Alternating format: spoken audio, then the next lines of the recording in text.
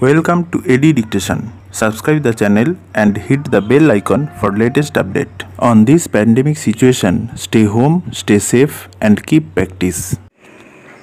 Start. I have no intention of giving a certificate about which my honorable friend Dr. Krishnaswamy was talking some time ago, since anything like a certificate being given by any member of the business community is likely to be misunderstood.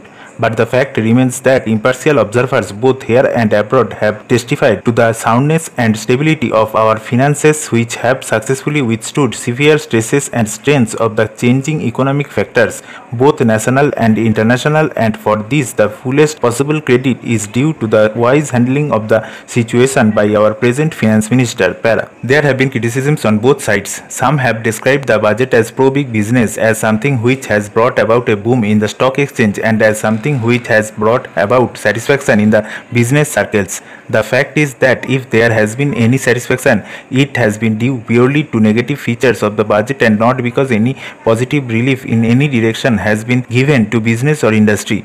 It is true that there were certain fears in the minds of the business community that in view of the expanding and growing needs of the center, the finance minister might resort to certain further additional taxation, and since those fears were not realized, there has been some slight recovery in certain stock exchanges, but that does not in the least mean that wherever relief and legitimate relief was due to the business and industrial community has received any adequate response from the finance minister.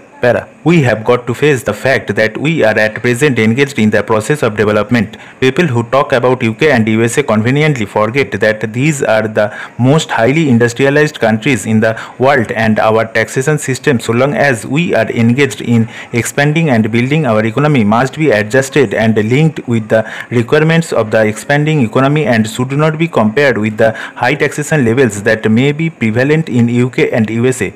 Friends have talked about unemployment, but whether the raising of the direct taxation levels will in any way mitigate unemployment is a question that should be considered. If the finance minister gives substantial relief in direct taxation, I think that might lead to an acceleration in the pace of development. So it has to be considered whether it is relief in taxation which will lead to a reduction of unemployment, or whether it is raising of taxation to the utmost levels which will dry up the resources and channels of capital formation and thereby not only retard all further development but might also throw the functioning of present industries out of gear. So my submission is that when the Taxation Inquiry Committee has been appointed, it is only logical to expect that no substantial changes in the taxation structure will be made until the findings of that expert committee are known, until we know the incidence of taxation in the various sectors of our economy. Now, coming to the question of deficit financing, I am afraid that my esteemed friend's attitude was somewhat different from the line of opinion in the business and industrial community.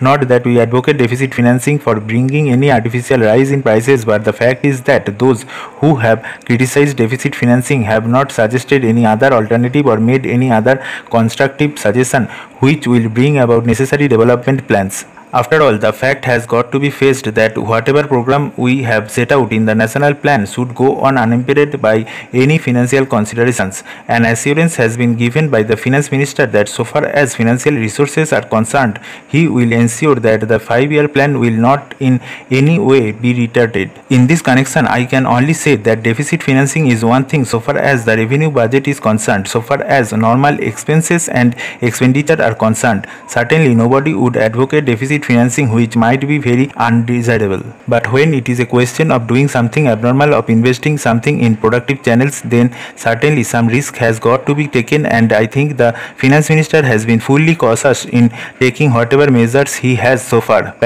We know the measures that the government took for contracting money supply about the end of 1950 and certain other measures adopted which brought about a slump. Also, from time to time, the finance minister did not hesitate to mop up the surplus, which, as the records would show, has been about Rs 300 crores during the past 4 or 5 years. Stop.